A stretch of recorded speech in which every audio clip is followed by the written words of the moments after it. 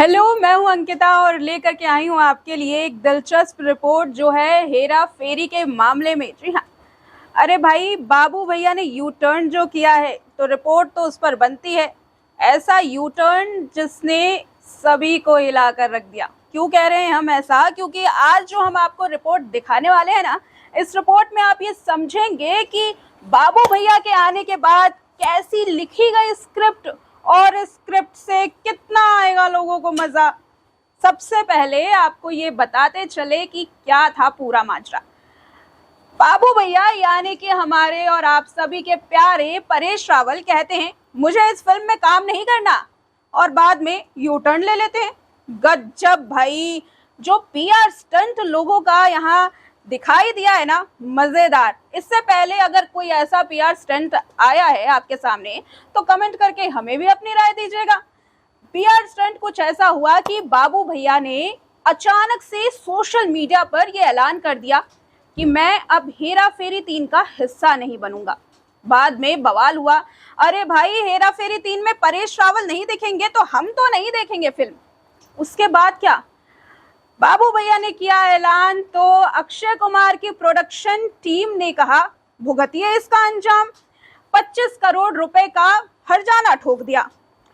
इसके बाद बवाल और भी ज्यादा बढ़ा। कहानी तो इंटरेस्टिंग यहाँ हुई जब परेश रावल को लेकर के अक्षय कुमार की टीम ने ये कहा कि उन्हें हमने पैसे दे दिए थे, साइनिंग अमाउंट पहले ही, लेकिन फिर भी वो नहीं आए काम करने के लिए। अब परेश रावल ने 11 लाख रुपए, जो कि साइनिंग अमाउंट थी, पहले जो पैसे दिए थे वो, और उसके साथ इंटरेस्ट के साथ पैसे लौटा भी दिए। उफ, यहां तक तो सब कुछ बढ़िया चल रहा था। अब कल ऐसा क्या हुआ कि सब कुछ यू टर्न हो गया? किसे पता था कि हेरा फेरी 3 से पहले अक्षय कुमार और उनकी टीम लोगों को रियल लाइफ गोलमाल दिखा रहे हैं। गोलमाल देखिए आप ऐसा, क्योंकि अक्षय कुमार ने ये भरी महफिल में कहा था कि भाई आप मेरे दोस्त को यूं बदनाम मत कीजिए, मैंने इतनी सारी फिल्में उनके साथ की हैं, आप उन्हें ऐसे बदनाम नहीं कर सकते, जब उन्हें मूर्ख कहा गया था। याद तो होगा आपको वो इंटरव्यू? नहीं याद तो सोशल मीडिया पर जरा स्क्रॉल करें, आपको भी मिलेगा उसका जवाब। चलिए अब जरा नजर डालते हैं परेश रावल ने हाल में ही एक इंटरव्यू में क्या कहा था। बड़ी गजब की स्क्रिप्ट है गाइस, बड़ी गजब की, इतनी गजब की कि आपको स्क्रिप्ट सुनकर बहुत मजा आने वाला है। दरअसल एक इंटरव्यू में परेश रावल से पूछा गया कि कोई विवाद था, विवाद खत्म हो गया, भाई इसके पीछे कारण तो बताइए। परेश रावल कहते हैं कोई विवाद नहीं था, वो सिर्फ ये चाहते थे कि सभी साथ मिलकर आए, मेहनत करें, अब मामले सारे सुलझ चुके हैं। एक एक करके लाइन का करते हैं डिकोड और बताते हैं कि परेश रावल की स्क्रिप्ट कैसे बनी सबसे लो स्क्रिप्ट।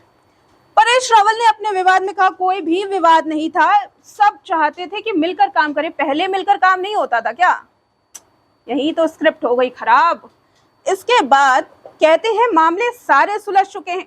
अरे भाई, अभी तो आप कहते हैं विवाद नहीं था, मामले कैसे सुलझ गए? इसका मतलब दाल में कहीं तो कुछ गड़बड़ है ना। चलिए आगे बढ़ते हैं।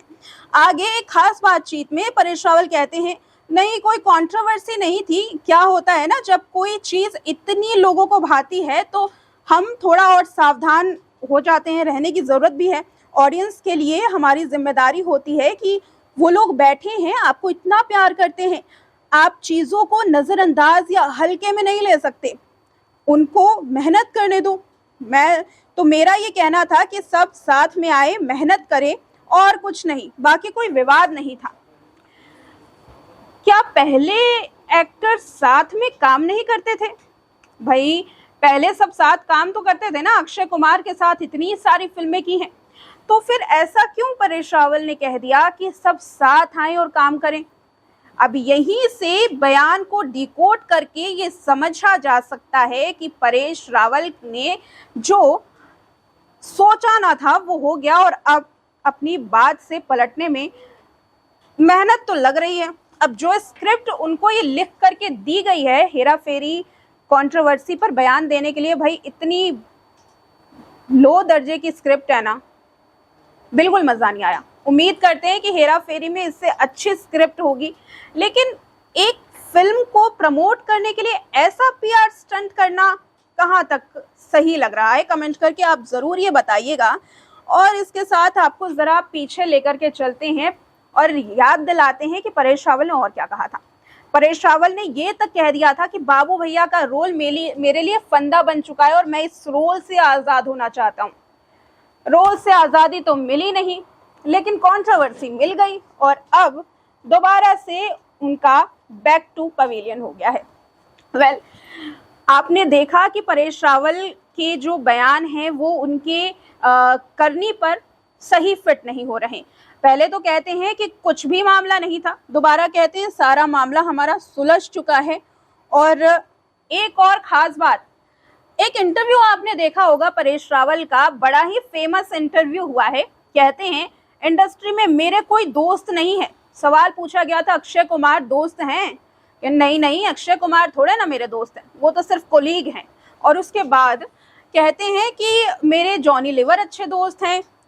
इसके अलावा बहुत सारे एक्टर्स का नाम लिया था। लेकिन हाल में जो उन्होंने इंटरव्यू दिया, कहते हैं इंटरव्यू में कि फिल्म पहले से ही आने वाली थी, वैसे ही आएगी।